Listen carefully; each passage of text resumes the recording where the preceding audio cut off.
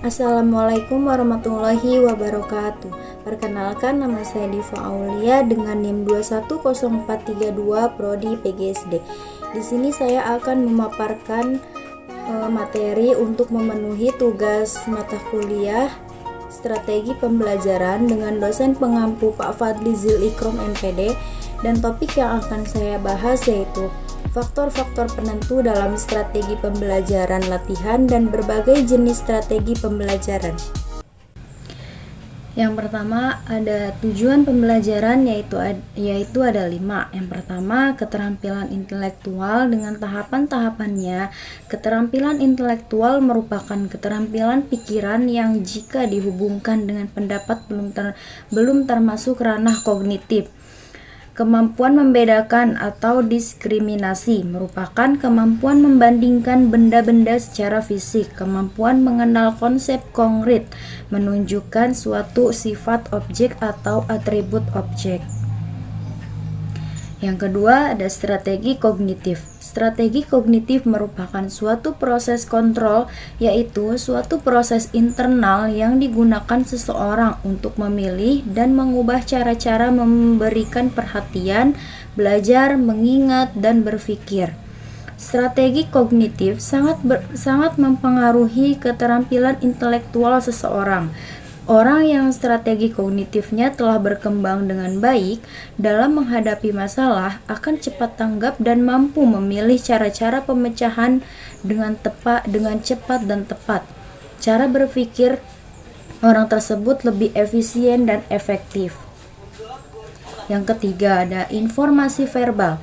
Yang termasuk informasi verbal ialah nama atau label, fakta, dan pengetahuan.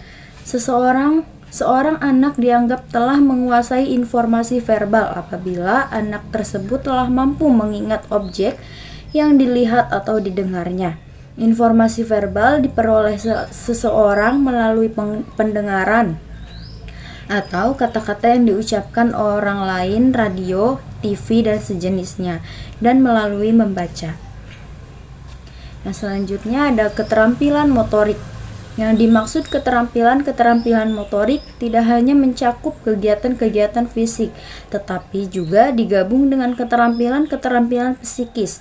Umpamanya, pada saat siswa melakukan kegiatan olahraga, selain kegiatan fisik yang terjadi, pikiran mereka juga jalan. Yang terakhir, sikap. Sikap atau afektif merupakan salah satu ranah perilaku manusia siswa yang merupakan bagian dari tujuan pendidikan yang tidak dapat dipisahkan dari ranah kognitif dan psikomotorik. Sikap yang dimiliki seseorang mempengaruhi pilihan tindakan orang tersebut terhadap suatu objek, orang, atau peristiwa. Yang B, siswa. Yang paling berkepentingan dalam proses pembelajaran ialah siswa mengingat tujuan yang harus dicapai dari proses tersebut ialah perubahan perilaku siswa. Oleh karena, di dalam memilih dan menggunakan strategi pembelajaran, faktor siswa tidak boleh diabaikan. Setelah kita menetapkan strategi pembelajaran yang dipilih, sebaiknya gunakan pilihan berdasarkan pertimbangan, tujuan dan materi atau bahan pelajaran sehingga dalam menentukan bagaimana teknik menggunakan strategi pembelajaran tersebut, faktor siswa menjadi salah satu pertimbangan kita. Yang selanjutnya C, yaitu guru. Setiap guru memiliki kelebihan dan keterbatasan. Sebagai contoh, di lapangan kadang-kadang ada guru yang jika menerangkan pelajaran sangat menarik perhatian siswa dan jelas. Sementara itu, ada guru lain yang walaupun menggunakan strategi pembelajaran yang sama dengan guru yang tadi, tetapi ia tidak mampu menarik perhatian siswa, bahkan cenderung membosankan. Yang selanjutnya D, saran atau alat dan sumber, waktu dan ruangan. Alat yang menjadi pertimbangan kita dalam memilih dan menggunakan strategi pembelajaran ialah alat peraga seperti peta, globe, gambar, foto, chart, grafik, dan sebagainya. Serta alat-alat pelajaran seperti alat-alat untuk praktik. Jumlah dan karakteristik alat-alat tersebut dapat dijadikan bahan pertimbangan kita di dalam memilih dan menggunakan strategi pembelajaran.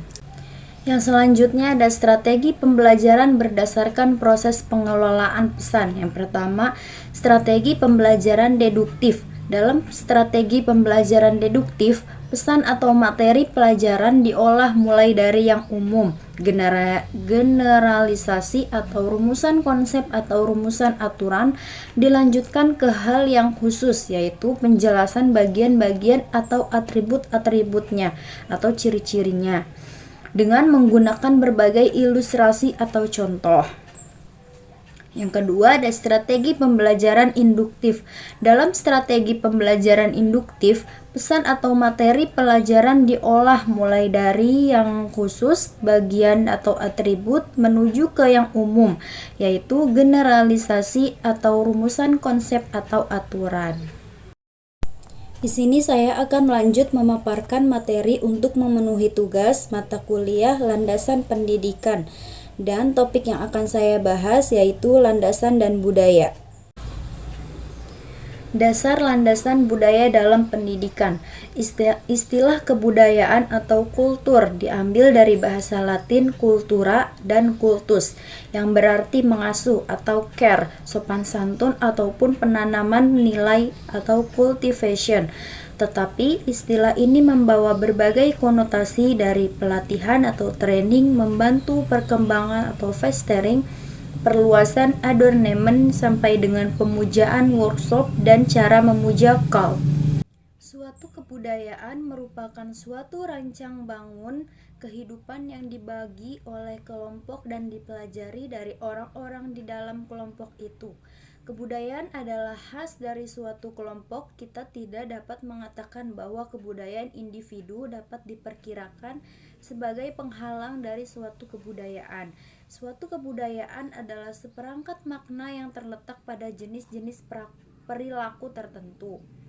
Kebudayaan itu terdiri dari berbagai unsur.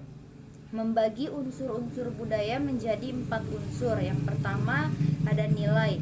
Nilai suatu kebudayaan diorganisir ke dalam hierarki nilai, yakni seperangkat nilai yang disusun secara prioritas. Yang kedua ada norma. Norma itu merupakan aturan yang lebih spesifik mengenai perilaku yang pantas. Yang ketiga sanksi. Yang keempat bahasa. Bahasa adalah seperangkat kata atau aturan atau tatanan yang digunakan dalam kata-kata tersebut. Menurut kerangka Kluckhohn, semua sistem nilai budaya di semua kebudayaan itu sebenarnya mengenal 5 masalah pokok. Yang pertama, masalah mengenai hakikat hidup manusia. Yang kedua, masalah mengenal hakikat karya manusia. Yang ketiga, masalah mengenal hakikat kedudukan manusia dalam ruang dan waktu. Yang keempat, masalah mengenal hakikat hubungan manusia dengan alam sekitarnya. Dan yang kelima, masalah mengenai hakikat dari hubungan manusia dengan sesamanya. Yang selanjutnya yaitu budaya kesukuan dan budaya nasional. Kesukuan adalah keputusan tentang nilai kebudayaan yang bersifat rendah, tidak berkembang, biadab, terbelakang, budaya tidak bermoral dibandingkan dengan kebudayaan orang yang membuat keputusan. Kesukuan itu dapat mengarahkan konflik antar orang-orang yang memiliki kebudayaan berbeda. Dengan adanya ketidakpahaman masing-masing kebudayaan itu, akibatnya akan mengantarkannya yang tidak berdosa.